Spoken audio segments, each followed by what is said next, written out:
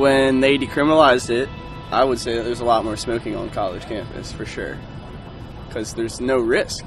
I don't know. I think Temple is an example of what most other college campuses would look like if it was decriminalized, because since Philadelphia it seems very fluid in between the boundary of where people prefer to smoke in the city, which is like pretty much there are no borders as it seems. But I know on other college campuses it's much more restrictive. So I think it would probably do the same to other colleges as it has done to Temple. Well, just walking around on this campus, it's like you're always seeing kids trying to find like little spots. I feel like there's probably going to be like an increase in college students that are smoking marijuana.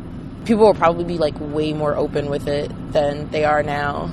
I don't really think it'll make much of a difference because people are already smoking marijuana. You know, the majority of Americans have smoked marijuana. Well, I don't really think it's going to change much. I think kids are going to do whatever they feel like regardless of the rules and restrictions that apply.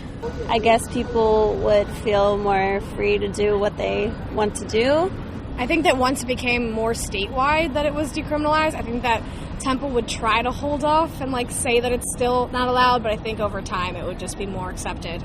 Temple recently upped their fines for alcohol on campus, any type of alcohol seen outside of the house or on campus itself, so I think the same would happen with marijuana if it were legalized. I know that more people might show up to their classes more because they're able to kind of stay on campus to be able to smoke if they wanted. If surrounding people didn't like that, which they might not, they just don't go in those areas, just like regular smoking areas. But you might have less people getting in trouble. To start this off, I personally don't smoke weed, but I'm cool with people doing it.